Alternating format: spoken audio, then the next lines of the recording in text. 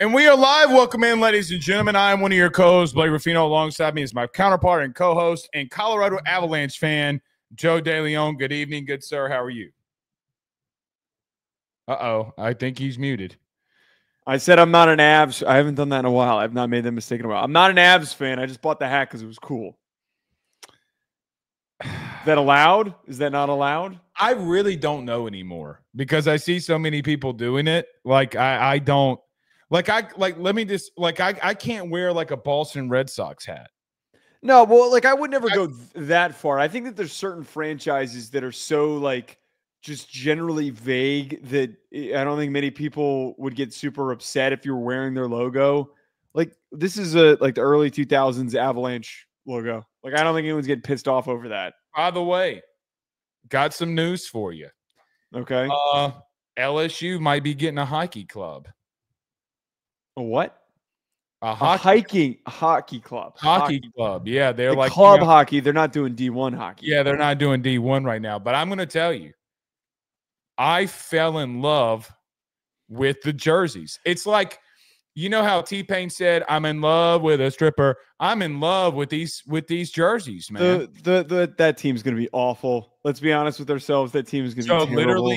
Literally, I've never ice skated a day in my life. You're right. I would be surprised if more than 1% of the population in Louisiana has ever. No, Louisiana put in a massive bid to the NHL to get a hockey team. They're really serious about it. What? Yeah. In New Orleans? In New Orleans. See, I feel like we've tried this before with Nashville, and that didn't really work out. The Predators aren't good?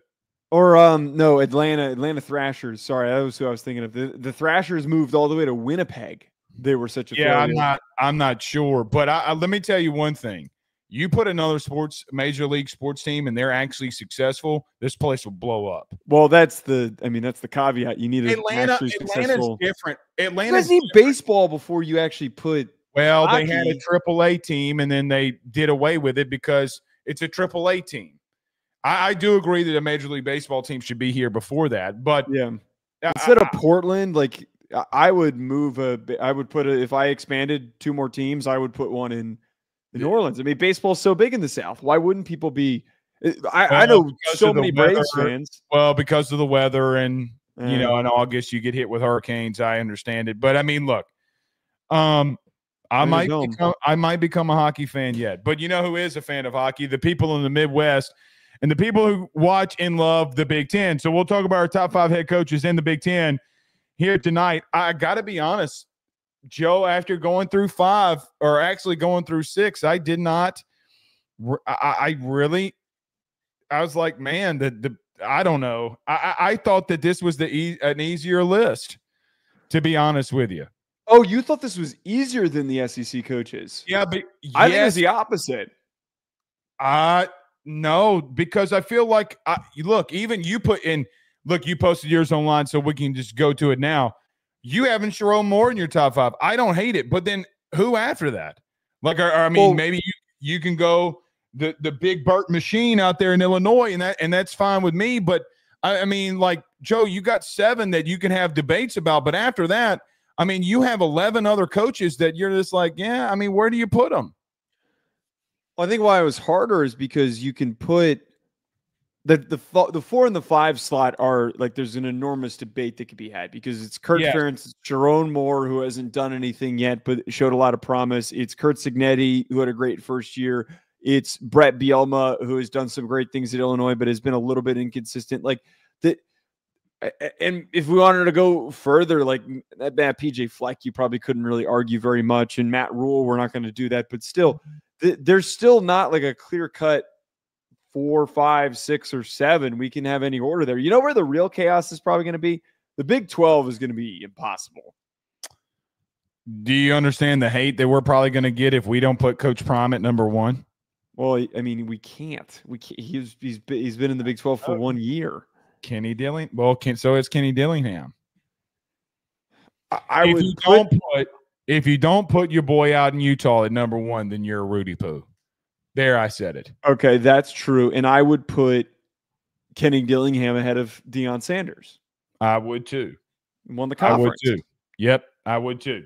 So, look, we'll get to our top 5 here. We'll have the discussion on that. Joe, listen, let's just do this now because we won't spend time on it just in case, just to say we got to it. The ACC and FSU and Clemson, there was a ruling that came down.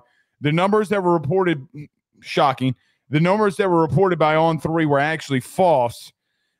Just to go back through it, just to get your thought on this, $165 million would be needed to pay now if Clemson and Florida State left the conference. $75 million would be owed by the year of 2029, 2030 season if they were to leave. Joe, I just want to give a quick statement on this. Listen, I don't want to say I went back and forth with Florida State fans, but I did yesterday. You lost. You lost. I mean, listen, the 3 things I asked all of them, Joe, get this. I said, okay, listen, I'm not even going to argue with you. Did you get the 3 things that you looked for, that y'all wanted for? They did not. They said, well, we got a little bit more money. Well, Joe, the Big Ten and the SEC are making double what they're making at Florida State and Clemson, even with an increased pay of TV revenue share. Joe, the 3 things that they wanted, Florida State and Clemson, to leave the ACC, to get more money that's comparable to the Big Ten and the SEC, and having primetime games did not happen. Like the 3 things that they argued for here, and in this whole long debate and suing the ACC, they lost, man. Like, I think that this is a massive win. I mean, so what? So the ACC is paying the same amount of money. They're just restructuring how they pay it. I mean, where did they lose here is what I'm trying to get at. Right. That's where, like, what you're talking about, there was no success that was had. Florida State's goal was to get out of the conference, or was the whole main point of the lawsuit was to try to get a number that was realistic for them to try and pay now. They didn't get that. And also they were trying to argue that the definition of the grant of rights was nothing, that it was invalid for them to be held down by that they could leave at any point without having to pay an exit fee. And that also didn't come to fruition. The only thing that I would say that does go in favor of Clemson and Florida State and Miami and maybe even North Carolina, the inevitable payment change to it being specific to the teams that get the most viewership. That is the only positive outcome of this, that they're going to get more. And when I was reading Ross's article, that was one of the things that was brought up was they are going to be now not making so much less than the SEC in the Big Ten. It's still not SEC Big Ten money, but because they're one of the most viewed teams in the country, they're now still back on par with those programs. No, they're not. Yes, they are. No, they're not exactly at those numbers, but they're reported the annual would go up from 15 to 25 million per year. Per SEC and Big Ten team, they get 50 million in TV revenue per year. That's not what I read. Okay. Well, then, I mean, if I recall what he had wrote in his article was that, let me see if I can find the quote, was that now the amount that they're making is closer, but it's not. It's obviously not the same amount as what the SEC and the Big Ten are making, but it's much closer. Well, and I'm not going to go off of TJ Pittenger's tweet here. I'm just going to stay out of it. Regardless, they are making less, but I mean, again, I don't think that they won here. I'm not going to fight over the semantic of numbers. Oh, wait, here it is. The gaps in television distribution at the heart of the FSU and Clemson litigation could soar to more than $30 million per. Wait, that's the wrong number. Ignore what I just said. Okay. Wow. Maybe. We'll see. All right. Let's get to our top 10 5 coaches. See, that was so much fun having to talk about the ACC. I'm sick of, well, the real takeaway from this, I'm sick of talking about the damn expansion shit. Like, I'm so over this. Nothing's going to happen until 31. It's all semantics. It's all a bunch of litigation BS. Billable hours wins. That's the winner that happens every single time. Let me ask you this. Let me just say this. Anything can happen in 2030. Okay. Me and you were in New York when all this shit was going down, SEC media days, whatever. Mm-hmm. And I remember a conversation that we had in reference to, like, hey man, now this is all so crazy. What's going on? Greg Sankey in SEC media days, literally when you and I were in New York, came out and said, we're not expanding. Again, anything can happen. Joe, again, I'm just going to say I don't think that the SEC is going to tie themselves into $75 million, and I don't think that the Big Ten wants a conference. West Coast to Midwest is different from deep South Florida to Oregon. It's a massive difference. I don't think that they want that. No. So, again, unless it's the SEC, I just don't think where it makes logical sense. And by the way, it does not make logical sense for basketball. It surely doesn't make logical sense for baseball. It is what it is. I'm rolling here. Joe, let's talk about our top 10 or top 5. You put 10 in here on the overlay, I think. But nevertheless, B top 10. Oh, the name of the file. Okay, sorry. That's what made me think about top 10. All right. Let's talk about our top 5 head coaches in the Big Ten. My man, do us the pleasure by going first. And I got to say this before you go. Okay. I am so intrigued by your number 5. Let's get into it here. All right. Number 1, I, of course, have Ryan Day from Ohio State. Number 2, Dan Lanning from Oregon. Number 3, James Franklin from Penn State. Number 4, Kirk Ferentz of Iowa. And then number 5, Sherrone Moore of Michigan. Mine is, look, in a little bit of different order, but Ryan Day at number 1, James Franklin at number 2. That's going to give me a lot of friends. Mm-hmm. Dan Lanning at number 3, Curt Cignetti of Indiana at number 4, and Kirk Ferentz at number 5 at Iowa. Joe, let's start off with Ryan Day. We can do it the way we did the SEC. Listen, it's funny how things can change in 120 days, is it not? You lose to Michigan, people want you fired.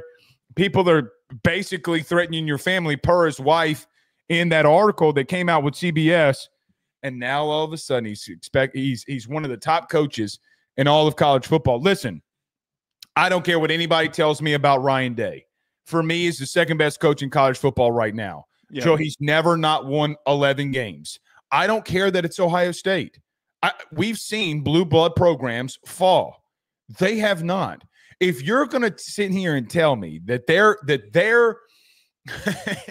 man, their floor is 11 wins, for Christ alive, and you play 12 regular season games. And I get it. It's some regular season, some not. But you have to take into account in that average, he only had 8 games during COVID where he went 7-1, and he's still averaging 11 wins per season.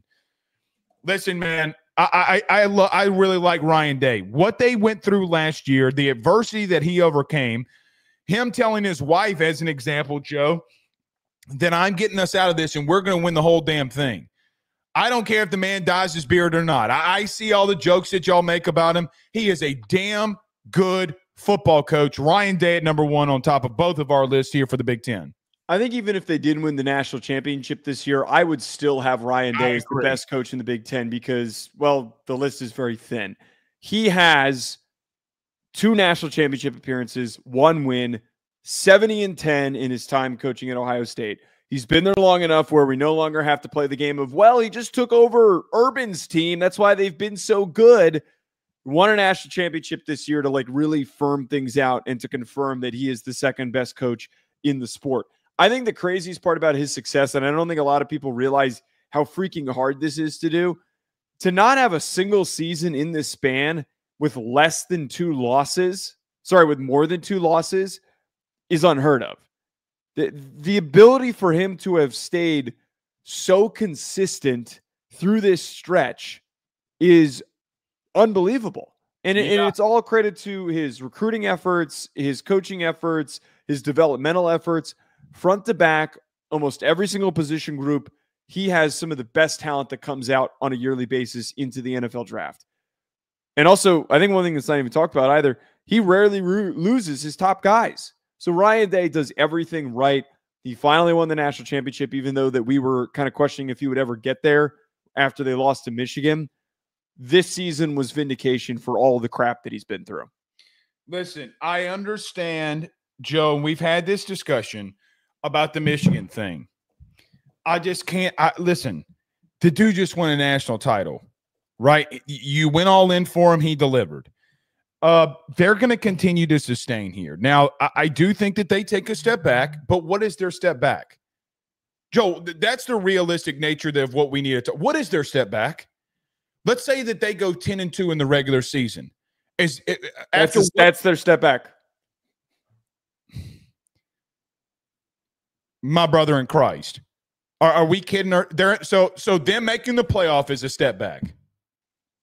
Yeah, and if we've looked at their schedule already a little bit, and the tone of talking about the step back like needs to be put into perspective, because if Ohio State steps back this year, it's maybe their offense doesn't perform as well as it needs to because you've got a young quarterback playing and you've got a completely new offensive line.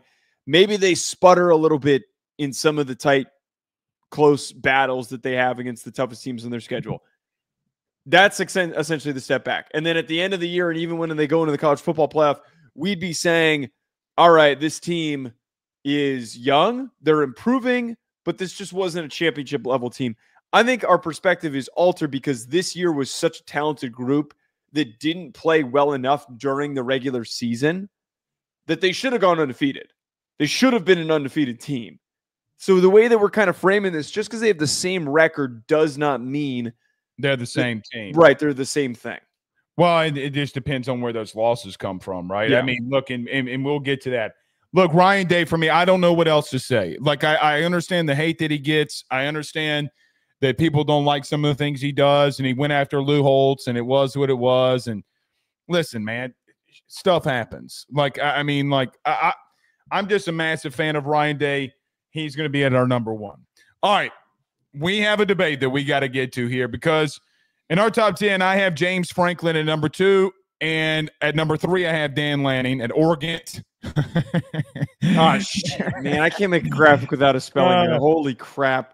Dan Lanning is your number 2 with James Franklin being at number 3. I'm assuming that we'll have this conversation here. Let's have it. I can't put James Franklin over Dan Lanning after Dan Lanning just beat him in the Big Ten championship game. The whole argument against James Franklin is his inability to succeed in games against top teams. His record against top 25 teams, especially if we dig in even further to how he performs against the likes of Michigan, Ohio State, Oregon, it's abysmal. It was depicted perfectly by their college football playoff run. We talked about how easy of a path they had. They got to play SMU, that was a G5 team that just moved up, and they got to go up against Boise State, the G5 team that was in the playoff. They played Notre Dame. They had the lead. They blew the lead. They blew a game that they should have won. And it all comes back to the same argument over and over and over again with James Franklin. He can't win the big matchups. Now, I know you're going to come back at me here by bringing up that Dan Lanning also doesn't win the big games, but he has been a head coach for a much shorter period of time. He has already won a Big Ten championship, a conference championship in his 3rd year as a head coach, and his worst season in his first season was 10-3. So I give Lanning credit. The way that he has picked up and taken Oregon to a different level, that they were this good this year, I think deserves to give him credit over what Franklin's done in the longer period of time. All right. So I've been thinking about this all day. I don't know how to attack this, okay? Because I don't have a problem with Dan Lanning being at number 2. Because ultimately, what did I text you about this? It really is for me, 2A, 2B. I don't care. So in reference to having the debate or argument, for the sake of having a debate, let's have one. Joe, I mean, you're about to go on year 5 if they have another season where they win 10 games where he's had more than 10 wins. And I understand that Dan Lanning has done it in a smaller period. You can't ignore what he's done. James Franklin's got a Big Ten title, and you could even – I thought you were going to come in here and say, well, Blake, they beat him on the field, which then I don't have an argument. Joe, I just think it's the consistency level, and – I think it's mainly due to the fact, okay, that we have been in a situation where neither one of them, okay, other than once so far, has gone against Ohio State and won. I mean, James Franklin has got 1 win. Dan Lanning's got 1 win. And I think for me, I don't know what to make of Dan Lanning right now in reference to where do I put him on this list? How do I put him? I think he's a top 10 head coach. I think he's a top 8 head coach in college football. But I for me with James Franklin, I understand everybody saying he can't win the big one. I get it. Like, I legitimately get it. He can't. I just don't know how I ding the consistency that he's had over this long period of time. And I think for me, I try to do, Joe, every 4 years, right? Like, what has been their 4-year window as a head coach? Mm-hmm. He's averaging 10 wins a season. He's averaging going 10-2 every year. Like, like, okay. I mean, like, if that is me, like, fighting over the semantics, let me say this about Dan Lanning. I want to make this very well clear. I think a year from now today, when you and I do this, Dan Lanning will be at number 2 for me, because I don't think James gets over that hump. But I just don't know if everything being told right now, I'm not going to just look into the future about my opinion that could be wrong. If I'm just looking at right now, I just got to stay with the consistency. And listen, what happens with a lot of players coming back at Penn State if James Franklin goes on and wins a big one? Like, those are the things that, like, we can play the what if game down the road, but at the current moment, the actions, 4 years, Joe, of 10 wins, I don't. It's just having the whole other season for me that won out the day. Again, like I texted you, 2A, 2B. In reference to Dan Lanning, here's the sentence I'll give you. I think he's the best up-and-coming head coach in the country. I don't think that it is I hate using this when people say remotely close. Name another. No, there's nobody that's in his same bracket of how long he's been a head coach for. No, there's nobody else that competes with him. The way that he recruits, the way that they're on field, everything that they do, it is on par. I don't know, Joe. I mean, I'm kind of talking myself in and out of it all in the same breath of James Franklin and Dan Lanning, if I'm being honest. All right, so I've got two things. One, this is one of the few instances that you're saying something that I disagree with, but I can't knock the argument, because you're right. James Franklin has been incredibly consistent, 125 and 57 in his time as a head coach. Even when he was back at Vanderbilt, he has been super, super consistent. But I have to look past that, though. Like, that's worthy of you being the third coach on this list. He's one of the best coaches in the country, but he's not in the upper elite category. He's not somebody that I would consider to be a top 4 coach in the country. Okay. Just because you're winning a bunch of wins, wait one second, just because you're winning a bunch of games against the middle of the conference, against a bunch of teams that you're supposed to beat, but you can't beat any of the top programs. He had the opportunity twice this year. We talked about this. I said this year was the year that they get over the hump and that they beat Ohio State, and they had every reason to beat Ohio State, and they couldn't get the job done. Yeah. So many chances where we're thinking, man, this is going to be it, and he can't get it done. Let me pitch this to you, though. This is like complete opposite direction of what we just talked about. If James Franklin goes on to win a national championship this year, because a lot of people, they're saying that he did the Ohio State thing, he did the Michigan thing where he brought back his key players, incentivized them to come back, had some nice portal pieces. They're going to be in my top 2, by the way, going into preseason. Mm-hmm. If they're able to get the job done, they win a national title. Could James Franklin pass Ryan Day for the number 1 spot in the conference? No, because of the head-to-head. Okay, that's a fair answer. Yeah, no, I mean, like, I don't think, like, for example, if Sharon Moore were James Franklin right now and Sharon Moore won it this year, let's just flip the roles here. And Sharon Moore is 2-0 against him. Like, it's the whole thing, like, you can project. Like, let me give you a scenario here. Early in my career, we had a conversation about Kirby Smart and Ed Orgeron. It was like 2018, okay? And I'm like, listen, I get what you're saying. I do think Kirby will one day overtake him because I think he's baby Nick Saban. But at the same time, and I think the same about Dan Lanning for what it's worth. Okay.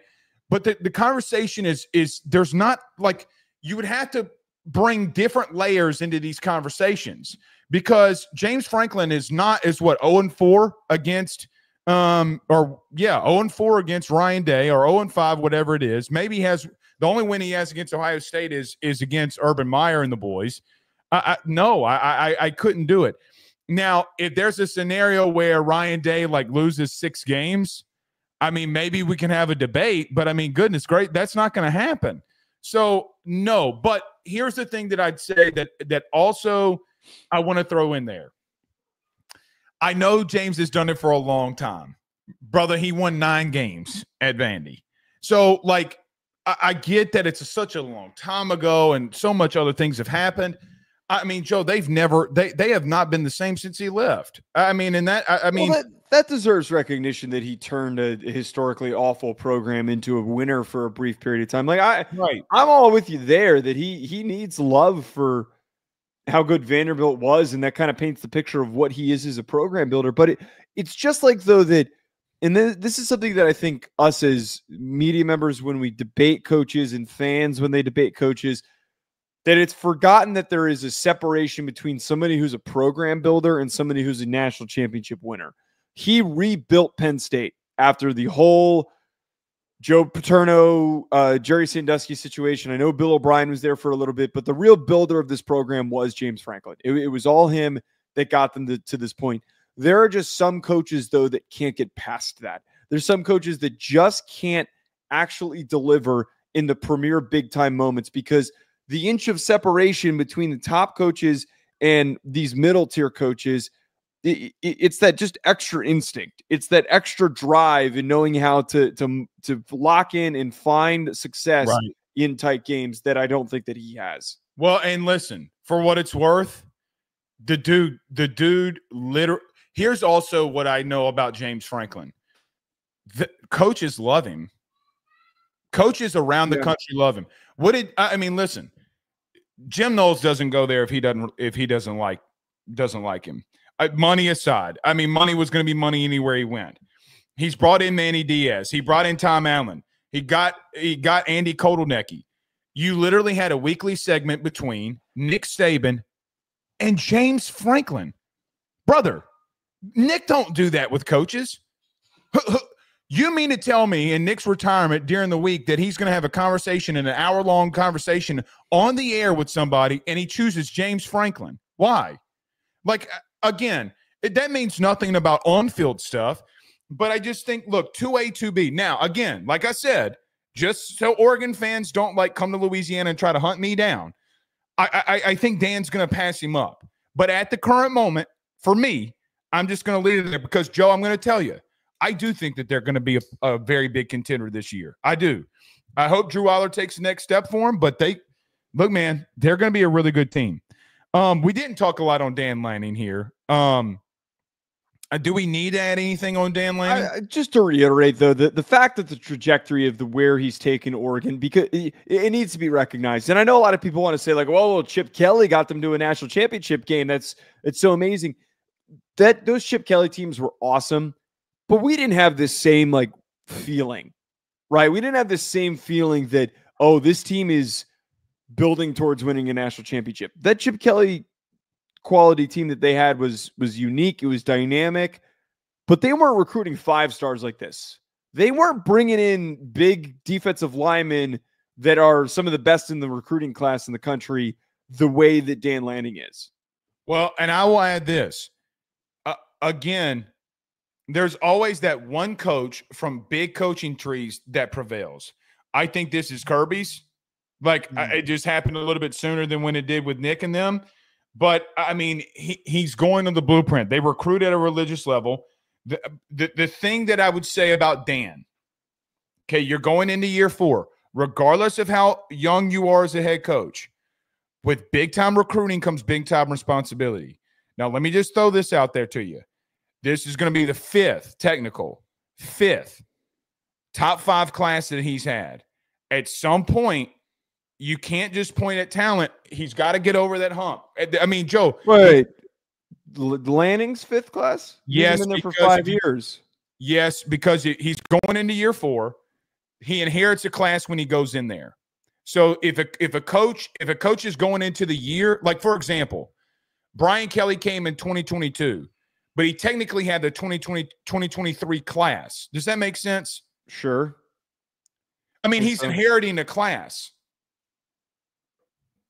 I understand what you're saying. You're saying that he's had a lot of talent. He's recruited well, so now he's regardless of the numbers, okay. Right? So even regardless, you've had 4 top 5 classes. With that becomes big. Like, you got to get over that hump now. I mean, because Joe, what do we do? Do we do the Ryan Day thing and wait for year 8? And there's a possibility that we do, right? Like, I mean, that could very well be a possibility. But we were having those same questions about Ryan Day, like literally this year. So at what point do we take that next step? I mean, that is – I love him, though, man. Look, I will say this. Joe, if I were starting a program today, hypothetically, for you – well, let me ask you this. Let's end it like this. Marcus Freeman, Brian Kelly leave their programs right now. I'm going after Dan Lanning. Who are you going after? Dan Lanning. Dan Lanning's the answer for that. He's the only answer because he's so young and he's already accomplished so much. He's that next guy that has shown he's transforming. He can transform. Either he's going to get a massive payday from me or not. He's going to get a massive payday from Nike. He will be, I will make multiple calls to him throughout the week. Like, Dan, crawfish for life. Crawfish. I don't know if that's going to sell him. You've never had crawfish, which is I have not. All right. Let's go to our number 4 here, Joe. I have Curt Cignetti, and you have Kirk Ferentz. Which one do you want to go to here? Why don't we talk about Kirk Ferentz because we both have him on our. I have him at number 5. Let's talk about Iowa's Kirk Ferentz.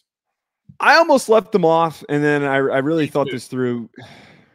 Look, we're going off of him. We're keeping him on the list purely off of the fact of like career success and longevity.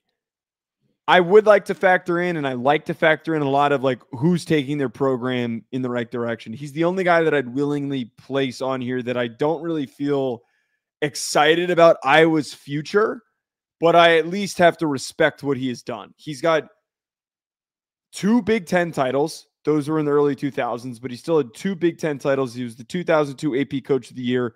He is 216 and 145 as a head coach, and he's 10-11 in bowl games. They have been one of the most consistent teams in college football. They're very rarely bad, and they constantly turn random dudes off of farms in Iowa into premier NFL talent. Seriously, like it's the most unexpected, crazy thing that they're able to do this. He brought back the white corner. The roster development, the game-to-game impact, and the ability to appear in Big Ten championship games, it's recognizable. They've had plenty of problems. They've had plenty of offensive issues, but we have to respect Kirk Ferentz. Yeah, I think it would be disrespectful to not have him at least on the list. All right, for me, the reason why I was so intrigued by you putting Sherrone Moore at 5 is because I almost fell in the trap of projecting versus what has actually happened in life, right? Okay. What has happened in this multiverse? Some of you Marvel fans will know exactly what I'm talking about when I say multiverse. Sherrone Moore's 8 and 5. I mean, they had an 8-5 season. I mean, like we're talking about longevity here. That's the only reason why I put him there. I do think Sherrone Moore will be better long-term than Kirk Ferentz. Here's the thing with me with Iowa. I think in today's age, TV revenue, NIL, they're about to get left in the dust. Yeah. Because let me throw this your way. Joe, they're recruiting worse. They're developing worse. They can't do anything offensively. Defensively, they're just, Phil Parker's going to save us. It's not going to happen like that long-term. Joe, I really believe you're going to start seeing separations from these middle-tier teams that will spend money to not. Listen, the problem is that Kirk Ferentz has been in 2 Big Ten title games in the last 4 years. 2. And when it came down to my projection versus me putting Sherrone Moore and putting in Kirk Ferentz was very simple. Even with Curt Cignetti, which I'm sure we'll talk about soon. The thing that got me here is that how do I replace 2 Big Ten title game appearances? By the way, giving Michigan everything that they wanted. They just can't score. Now, here's the thing that I'm going to throw out there. At some point, they're going to have to move on. He still won 204 games, Joe. Like I just don't know how you're right. You know what? You're right. You let it off perfectly. It would be pure disrespect to keep him out of the top 5. Pure disrespect. Even if we think Sherrone Moore is going to be better, Curt Cignetti is going to be better, regardless. I think that he deserves to be up there, but I don't think he's on this list next year. I legitimately don't. Yeah. I mean, like, I think that Brett Bielema is probably going to pass him. And once this thing starts to turn down is when we move on. Would you take Brett Bielema right now over Kirk Ferentz? I would. Well, I mean, here's let's even take this in this angle for a quick second here. Do we even know how much longer Kirk Ferentz is going to be coaching for? I think that there's a pretty good shot that he's done in the next 2 years. So yeah, I would take quite literally every single coach in the Big Ten over Kirk Ferentz, just because of the fact that he's probably going to retire in the next. He's been around for so freaking long. Well, and another thing too, the expansion does not help Iowa. The non-divisions does not help Iowa. No, because they were in a side of the Big Ten that they existed. Exactly. So Kirk Ferentz at your number 4. He was at my number 5. Curt Cignetti was who I had at 4, and you have Sherrone Moore at 5. Let's go to Cignetti really quickly because I think we could get extended here on Sherrone Moore. Joe, Curt Cignetti, I mean, completely turning around Indiana, making the playoff in year 1. He does come in my list at number 4. I'm intrigued why you put Sherrone Moore in there above Coach Sig. I'm really wary about and I love Indiana and I love Curt Cignetti. I've brought this up before. I played against him when he was at JMU and then when he was at Elon. It's one of the coolest things that I get to say that I went up against a guy that reached college football playoff and it was such a phenomenon like him. But I get really wary with how bought in I was on Sonny Dykes and how quickly things can change in a singular offseason. When you lose your quarterback, you lose offensive linemen, you lose defensive linemen. What happens going into year 2? That's what I need to see. Because this could have been a flash in the pan. They had a really easy schedule. So did TCU that year. They need to take that next step. And getting Fernando Mendoza is a big way that they're going to do that. I think at the very least, Cignetti is going to be one of the highest floor coaches in the Big Ten. I think he can go on to be a guy who wins consistently 9 games every single year, but maybe doesn't get to the playoff. That would be a huge accomplishment. But I just get a little bit cautious about buying into a coach at a typically non-successful program that does not have consistent resources and now going forward, consistent NIL funds being pumped into it. I have to be very careful because I need to know what year 2 is going to be. Well, it sounds like you didn't Google him.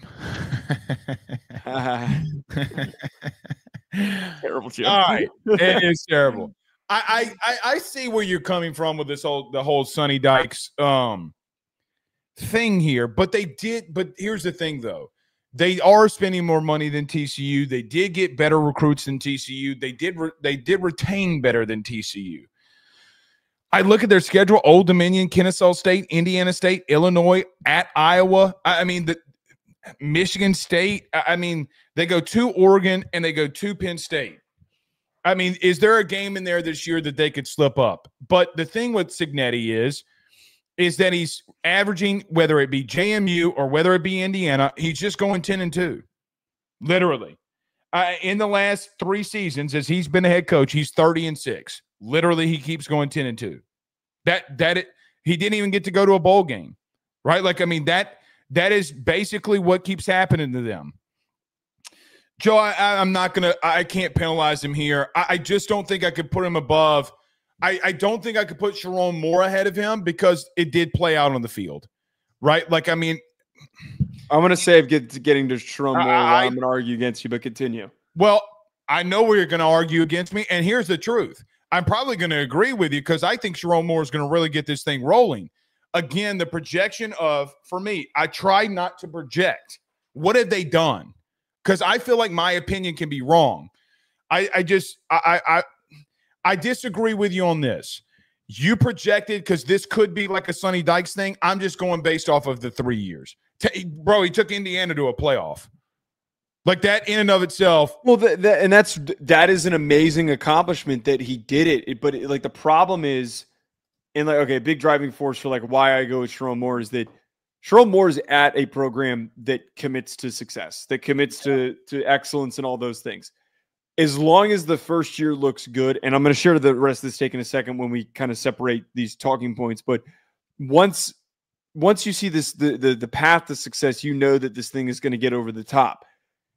It is a lot easier in my eyes knowing how light their schedule was, how things can change really quickly. And I'm actually kind of like shocked at this conversation because the way that I'm talking about saying like, oh, their schedule was really easy was why they got there. You would have thought that I would have been during the regular season the hater of them getting into the playoff, and it wasn't you.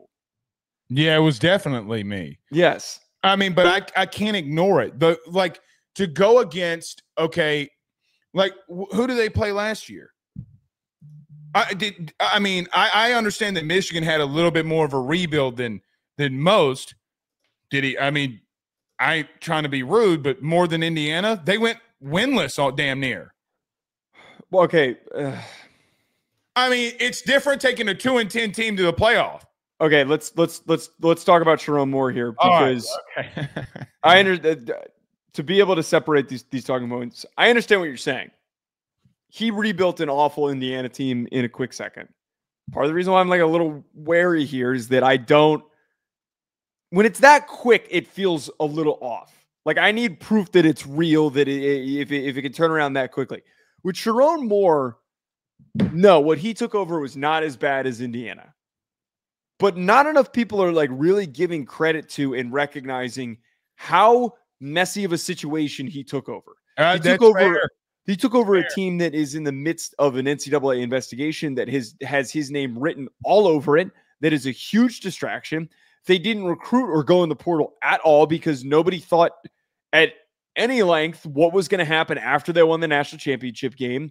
There was no plan. It was just, oh shit, we got to do something. Jim's leaving because he's got to get out of here before the NCAA comes, stomping down on him.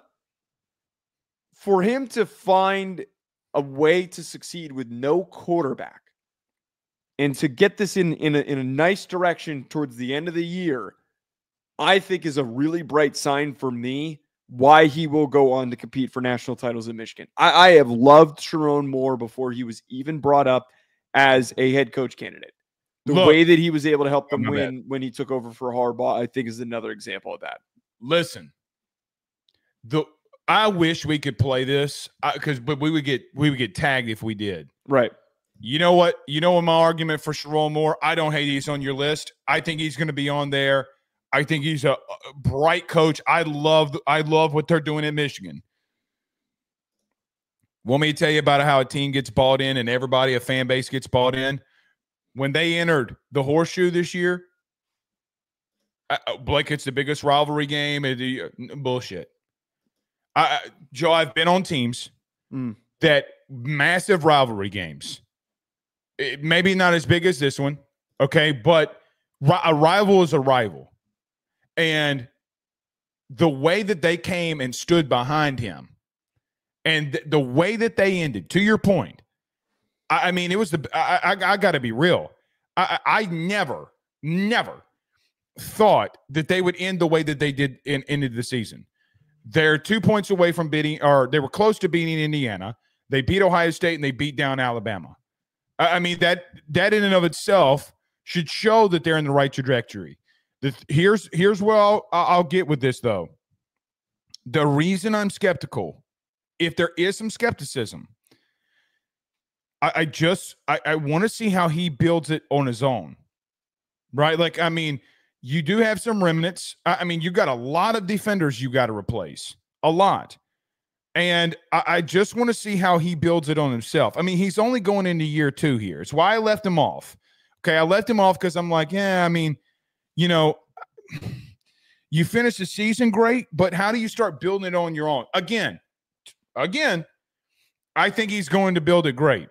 But then you get behind and you look at Larry Ellison, by the way, who they're just supporting him. I mean, look, man, they're probably going to build this in a right light, and they're probably going to build this in a right trajectory, and it's going to be, good for Michigan. I couldn't. Here's the truth. I had a debate between Kirk Ferentz and Sherrone Moore, and I just couldn't leave Kirk Ferentz off. That's the truth. If you ask me today, Kurt Ferentz or Sherrone Moore, I'm taking Sherrone Moore. So Curt Cignetti wasn't even in that conversation? No, it wasn't even in the debate for me. Because if I wanted to put Sherrone Moore in there, I would have put Curt Cignetti at 5. I mean, the debate for me was Kurt Ferentz. And then I'm like, well, the problem with that is, I mean, it's pretty simple. Kurt Ferentz has gotten to 2 Big Ten title games, regardless if I think he's going to project and Dookie out. Okay. Anyway. I don't disagree about Ferentz. Like, I think Ferentz has to be on here like we're talking about. What is Curt Cignetti's best win? What is his best win at Indiana? Because they've both been in the conference for 1 year. And without a quarterback, Sherrone Moore has a win against Alabama and Ohio State. And they actually had a harder schedule than people realize because they had to face off with Texas, and they had to face off with Oregon, and they had to play Indiana. Is his best win Indiana? Is that, or is Cignetti's best win against Michigan? Is that it? I mean, here's the problem with what you're asking. Was that team not transforming in front of our eyes when they took on Indiana? What do you mean? The next week they went up against Ohio State and won. Like, I mean, how do we differentiate? I can't say. How do we? There you go. How do we do that when he beat him on the field? Because I think that both teams were different this year. Like, we have to. So then we're just projecting it, which is fine. A little bit, yeah. I think that the projection comes into play here. I think Sherrone Moore very quickly there's not enough separation in accomplishments for me to feel like that Sherrone Moore doesn't go on to be much better than Cignetti. I think Cignetti is eventually going to get passed by Sherrone Moore as he is starting to be able to build this thing and to be able to recruit at a very high level. All right, hold on. I want to look up one final thing before we get all right. Well, they lost to Washington. They lost to Illinois. Mm-hmm. They lost to Oregon. They lost to Indiana. They lost to Texas. They lost to Texas. They beat USC by 3. They beat Minnesota by 3. I mean, I guess you could make the argument. I mean, I guess it's just got to come down to the head-to-head for me. Again, I don't hate it. I don't hate that you would put him above Curt Cignetti. Again, I don't disagree necessarily that he's going to have more success.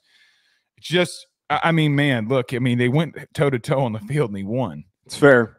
I mean, and here's another thing.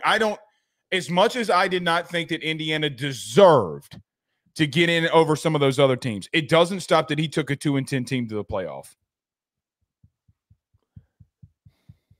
That is the only thing that, like, I can't disagree with, because turning the team around as quickly as he did and getting them to the playoff, regardless of who they faced off with, is freaking hard.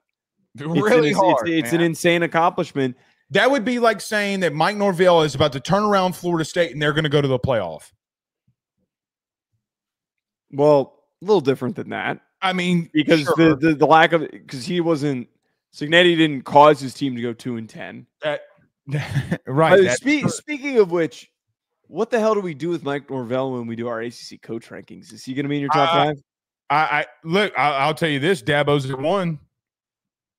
Well, that's a given. Man, the ACC list is going to suck, which we should probably do on Sunday. That ACC list is going to be horrible. Let me just ask you off the top of your head, and we don't. Nobody's. Wait. Here's the better question before you ask me this one. All right. Where do you put Bill Belichick? Like, how does that work? Do you go off of the fact that he won multiple Super Bowls and is the greatest NFL coach of all time? Like, what the shit do we do there? That is a cancerous list that we're going to put together. Dude, I hadn't even thought about this. Now I don't know. I mean, he's got to be 2. It's got to go Dabo than Bill Belichick. You'd be blind to not do that. I mean, I'm literally sitting here trying to think. I mean, it's freaking Bill Belichick.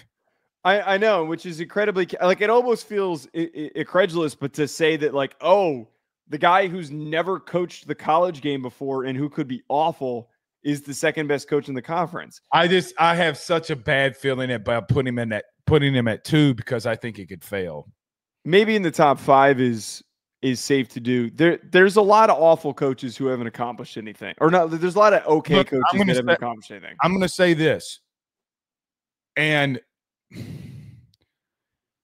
I'm not coming in here telling you this, or I told you so to anybody. I didn't like Mike Norvell last year. Like coming into the year, you're saying? Yeah, I didn't like their situation. Like I didn't like, Joe, he's been so, I mean, I don't know. He's got more conference championships than I believe. Like another example of a confusing one, like where does Pat Narduzzi come into that conversation? Where does Jeff Brom come into that conversation? Where do you put Fran Brown? Where do you put Mario Cristobal? Rhett Lashley? Like there's a bunch of guys that have kind of done some stuff but haven't really accomplished anything. I don't know. Yeah, you're right. That's as chaotic as it comes. I had no clue. All right. Speaking of the ACC here, let's get to this. When did Dabo Swinney become the voice of reason? That's a great question. Dabo Swinney in a press conference yesterday came out and said, all of y'all, all right, I love how he started. He says, all of y'all thinking that tampering ain't going to stop when you don't have a spring game, get out there and start developing. Joe, Dabo Swinney has gone into the portal. Dabo Swinney's out there and saying tampering's not going to stop even though you play a spring game. When did Dabo Swinney become that voice of reason? Because here's the truth. He's not lying. It's a brilliant question. And it's kind of funny that we keep talking about how Matt Rhule is just like blabbering and making excuses. And Dabo, like, justifiably could be a correct voice to listen to. He is now suddenly, before he was just saying a bunch of nonsense. Like he was just saying some crazy shit. You would hear him the only name likeness I am going to follow is Jesus Christ. Right. Like stuff like that. It's just like, okay, man, like that's not, you're clearly letting this game pass you by. But I mean, this is one of the most brilliant things he's brought up. I'm no coach has come out and said this except for him. And maybe it's because it's a guy who feels confident in his team that he's not going to lose his guys. But it's crazy to consider that nobody name a player that from Clemson. Well, name a player from Clemson that's gone somewhere else and been a superstar. Makuba. Oh shit, that's okay, one. All right, so 1 in 4 years. And he was a 5th year guy, so it's not like he's somebody leaving in the middle. Right, of their Makuba was really good this year. Yeah. Listen, I made this analogy last night on AYS. I want your thought. See if you think I'm right. I feel like college football coaches is like me watching a political debate in the current political climate. I'm not getting into politics, but you know exactly what I'm talking about. I feel like that there's these topics that keep coming up that are all dog shit. Right? Like, I mean, I'll just say this. Trump comes out here and makes an argument about what 80% of the country will agree on, and it's just common sense, and then he quote unquote wins the day. He wins the press conference or whatever. And I'm like, you're coming out here and arguing about you don't want to play because of tampering? My guy, you're out there tampering. Like, Joe, let me just say this, and I'm going to keep it brief. I'm not going to say how I know it. I know that literally a Texas coach was on LSU's campus. Not going to say when. You think that he didn't talk to some players that he recruited? You think he didn't bump into them? Because I'm just going to tell you, it happened. So I come out here and I just say, like, what are we doing? Dabo Swinney is the voice of reason because he's right. Like, Joe, come on, dude. Like, what are we doing here, man? I don't understand it. By the way, when every offensive line starts struggling in the beginning of the year, I don't want to hear anything. I don't want to hear anything because I promise you, the developmental piece along the offensive line and not being out there taking reps has been a massive issue. I'm just glad that somebody had the balls to say it, though. Like we keep just kind of hearing from Matt Rule being the biggest supporter of the, hey, we don't want to get tampered with. I don't mind canceling it, the spring game, for other reasons. Like, again, we talked about it. I didn't mind Sark's reasoning. Didn't hate it. But this, no, I can't. I mean, this is the tampering shit's bullshit. Sark said, hey, we want to go. We don't want to play because we play more games than anybody. Fine. But then he follows it up with, I don't want my roster being tampered with. Then look at your own staff. That's all I'm going to bring up. Look at your own staff. Like tampering, Joe, when the day comes that some either third-party organization or the NCAA comes down on tampering, it'll be the best day for college football. Yeah. Anyway. All right. We'll see y'all again on Sunday. ACC, boy, that's going to be awful. You know what I'm going to do on Saturday? I'm going to say, who is your top 5 head coaches in the ACC? And I'm going to let people know. Don't let your followers decide that. I know. They'd probably be pretty bad. All right. See y'all on Sunday. Y'all have a good one. Peace.